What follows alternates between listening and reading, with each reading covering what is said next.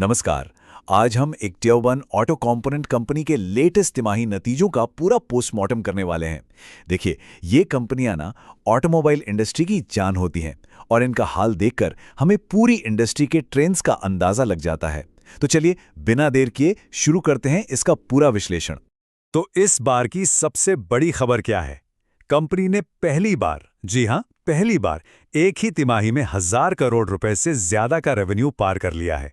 ये अपने आप में एक जबरदस्त मील का पत्थर है। पर सवाल ये है कि क्या ये सिर्फ एक हेडलाइन नंबर है या मार्जिन में भी कोई बड़ा टर्न अराउंड आया है? और क्या इस चमक दमक के पीछे कुछ ऐसे रिस्क छिपे हैं जिन पर ध्यान देना जरूरी है? इन्हीं सब सवालों के जवाब हम इस पूरे ब्रेकडाउन में खोजेंगे। अच्छा, आगे बढ़ने से पहले एक छोटी सी लेकिन बहुत जरूरी बात। ये जो हम विश्लेषण कर रहे हैं, ये सिर्फ जानकारी के लिए है और पब्लिक में मौजूद डेटा पर आधारित है। इसे भूलकर भी निवेश की सलाह न समझें।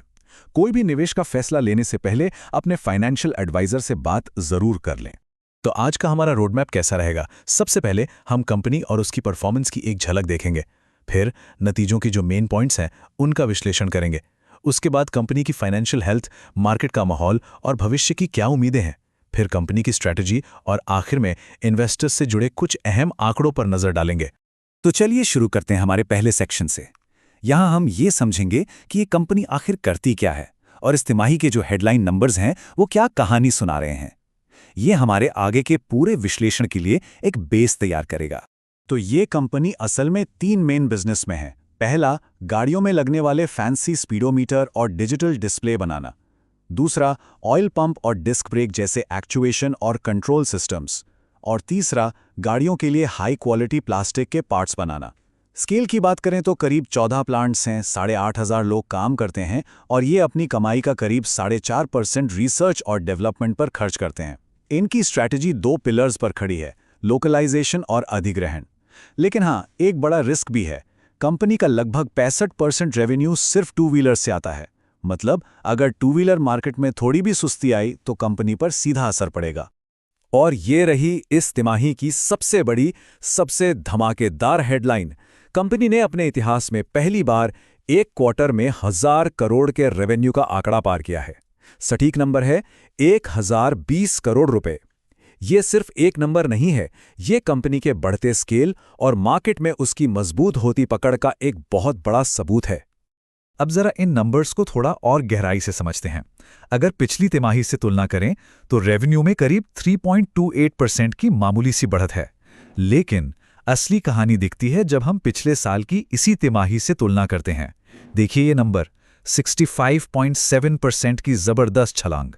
और इस शानदार ग्रोथ की सबसे बड़ी वजह है P3L नाम की एक कंपनी का अधिग्रहण। ईबिटा यानी कंपनी की ऑपरेशनल कमाई भी साल दर साल लगभग 60% बढ़ी है। हालांकि मार्जिन करीब 12% पर स्टेबल बना हुआ है और प्रॉफिट वो पिछली तिमाही के मुकाबले लगभग फ्लैट ही रहा है। तो नंबर्स तो हमने देख लिए, क्या हुआ ये पता चल गया। अब सवाल ये है कि क्यों हुआ। इस सेक्शन में हम इन नंबरों के पीछे की असली वजहों को समझेंगे और इस तिमाही के सबसे बड़े पॉजिटिव्स और नेगेटिव्स को सामने लाएंगे।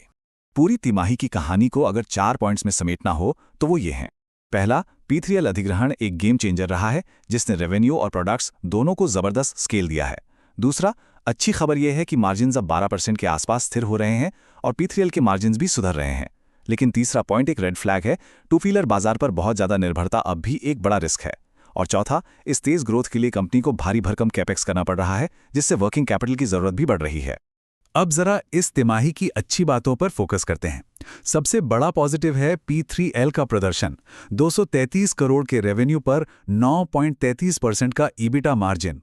ये दिखाता है कि अधिग्रहण अब रंग ला रहा है। दूसरी अच्छी बात यह है कि अब कंपनी हर गाड़ी में पहले से ज्यादा वैल्यू वाले, ज्यादा मॉडर्न पार्ट्स लगा रही है, जैसे कि एडवांस्ड LCD/TFT डिस्प्ले। इससे कंपनी की हर गाड़ी से होने वाली कमाई बढ़ रही है।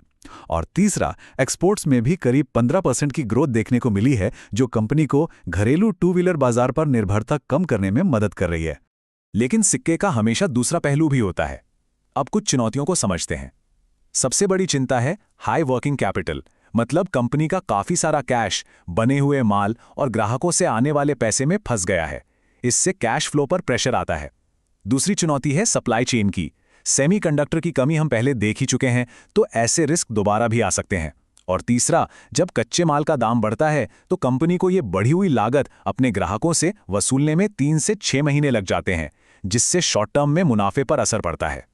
ये स्लाइड मार्जिन की पूरी कहानी को बहुत अच्छे से दिखाती है। ये एक तरह की रस्साकशी है। एक तरफ P3L के मार्जिन में सुधार, बेहतर प्रोडक्ट मिक्स और ज्यादा सेल्स मार्जिन को ऊपर की तरफ खींच रहे हैं, वहीं दूसरी तरफ कच्चे माल की बड़ी कीमतें, नए कैपेक्स से बढ़ता डेप्रिसिएशन और फॉरेक्स का उतार चढ़ाव मार्जिन को नीचे की ओर दबा रहा है। कंपनी का प्रॉफिट इन्हीं दो ताकतों के बीच के बैलेंस पर टिका है। चलिए अब जरा कंपनी की फाइनेंशियल हेल्थ की गहराई से जांच करते हैं।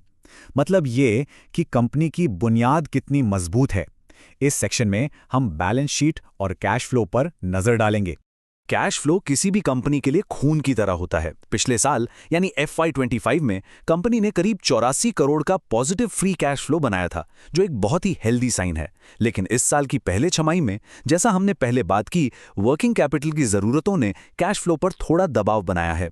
भविष्य की बात करें तो मैनेजमेंट अगले 2-3 सालों में 400 से 500 करोड़ का कैपेक्स प्लान कर रहा है, और अच्छी बात यह है कि इसकी फंडिंग ज्यादातर कंपनी की अपनी कमाई से ही की जाएगी। अब जरा कर्ज की स्थिति पर नजर डालते हैं। इस साल की पहली छमाही के आखिर में कंपनी पर नेट डेट यानी शुद्ध कर्ज सिर्फ 11.2 करोड़ रुपए था। ये नंबर बहुत ही कम है और बिल्कुल भी चिंता की बात नहीं है। हालांकि एक चीज पर नजर रखनी होगी, वर्किंग कैपिटल की जरूरतों को पूरा करने के लिए कंपनी ने शॉर्ट टर्म उधार बढ़ाए हैं। कॉर्पोरेट गवर्नेंस के फ्रंट पर सब कुछ साफ सुथरा लग रहा है। हाल की फाइलिंग्स में कोई भी बड़ा ऑडिट इशू या गवर्नेंस से जुड़ा रेड फ्लैग नहीं मिला है। मैनेजमेंट ने भी अधिग्रहण, कैपेक्स प्लान और सप्लाई चेन के जोखिमों पर इन्वेस्टर्स के साथ काफी खुलकर बात की है, जो हमेशा एक अच्छा संकेत होता है। तो अभी तक हमने कंपनी के आज और कल की बात की। अब देखते हैं कि आने वाला कल कैसा हो सकता है। इस सेक्शन में हम इंडस्ट्री के माहौल, मैनेजमेंट के आउटलुक और मार्केट में कंपनी की पोजीशन को समझेंगे। मैनेजमेंट की माने तो Q3 में डिमांड का माहौल काफी मजबूत यानी रोबस्ट रहा, चाहे वो 2 व्हीलर हो, कमर्शियल व्हीकल हो या ऑफ हाईवे सेगमेंट। ऊपर से सरकार का ABS को अनिवार्य करने का नियम कंपनी के डिस्क ब्रेक बिजनेस के लिए एक तरह से सोने पे सुहागा है, और इसी बढ़ती डिमांड को पूरा करने के लिए कंपनी अपनी प्रोडक्शन कैपेसिटी भी बढ़ा रही है। ये डोनट चार्ट कहानी को बिल्कुल साफ कर देता है। देखिए, ये जो बड़ा सा नीला हिस्सा है, करीब 60 से 65%, ये अभी भी घरेलू 2 व्हीलर बाजार से आता है। बाकी रेवेन्यू कमर्शियल व्हीकल्स और दूसरे सेगमेंट से आता है, जबकि एक्सपोर्ट्स का हिस्सा करीब 10% है। ये चार्ट एक बार फिर हमें याद दिलाता है कि 2 व्हीलर सेगमेंट इस कंपनी के लिए कितना ज्यादा जरूरी है। मार्केट में कंपनी की पकड़ काफी मजबूत है, जिसकी सबसे बड़ी वजह है बजाज, TVS, होंडा और यहां तक कि BMW जैसे बड़े नामों के साथ इनके पुराने रिश्ते। लेकिन कंपटीशन भी तगड़ा है, तो ये दूसरों से अलग कैसे हैं? इनका फोकस सिर्फ एक पार्ट बेचने पर नहीं, बल्कि एक पूरा वर्किंग सोल्यूशन देने पर है। साथ ही BOE के साथ पार्टनरशिप करके डिस्प्ले को भारत में ही बनाने की इनकी स्ट्रैटेजी भी इन्हें भीड़ से अलग करती है। अब आते हैं कंपनी के एक्शन प्लान पर। मतलब भविष्य के लिए कंपनी का रोड मैप क्या है और वो अपनी बड़ी बड़ी योजनाओं को जमीन पर कैसे उतार रही है।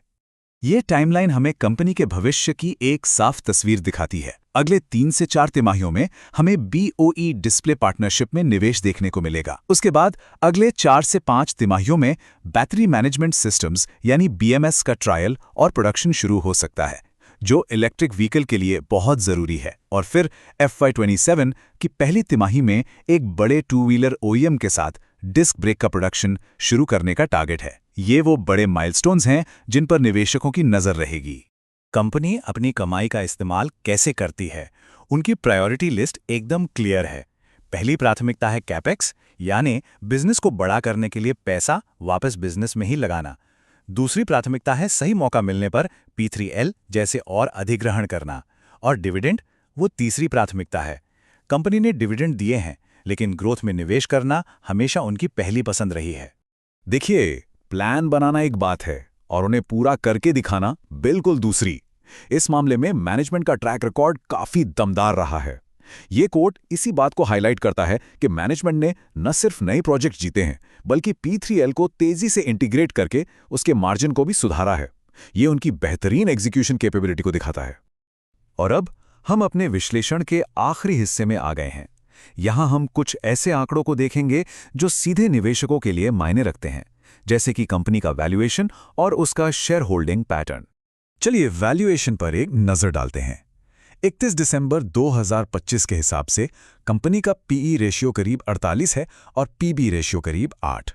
ये नंबर्स क्या बताते हैं? सीधी सी बात है, ये काफ़ी ऊंचे हैं।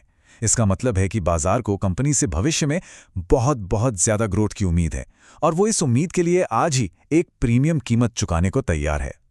ये चार्ट दिखाता है कि कंपनी में किसकी कितनी हिस्सेदारी है। प्रमोटर्स के पास करीब 38.5% स्टेक है, जो एक मजबूत संकेत है। इसके अलावा विदेशी और घरेलू संस्थागत निवेशकों यानी FIIs और DIIs के पास भी अच्छी खासी हिस्सेदारी है। ये दिखाता है कि बड़े और प्रोफेशनल इन्वेस्टर्स का कंपनी पर भरोसा है।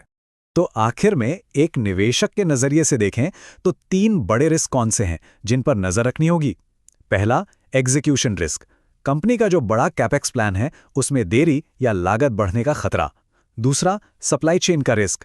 कंपोनेंट्स की कमी का खतरा अभी भी टला नहीं है। और तीसरा, मार्जिन का रिस्क। वर्किंग कैपिटल पर दबाव और कच्चे माल की कीमतों की धीमी रिकवरी मुनाफे को खा सकती है। और आखिर में हम आपको इस एक बड़े सवाल के साथ छोड़े जाते हैं। एक तरफ कंपनी के बड़े बड़े ग्रोथ प्लान हैं जिसमें भारी भरकम कैपेक्स शामिल है, और दूसरी तरफ टू व्हीलर बाजार पर उसकी निर्भरता और सामने खड़े बड़े एग्जीक्यूशन के रिस्क। क्या कंपनी इन दोनों के बीच एक कामयाब बैलेंस बना पाएगी? यही वो सवाल है जो आने वाले समय में इसके प्रदर्शन की दिशा तय करेगा। एक बार फिर आपको याद दिला दें, ये विश्लेषण सिर्फ जानकारी के उद्देश्य से था। ये निवेश की सलाह बिल्कुल नहीं है। कृपया कोई भी वित्तीय फैसला लेने से पहले एक पेशेवर सलाहकार से जरूर बात करें। हमारे साथ जुड़ने के लिए आपका बहुत बहुत धन्यवाद।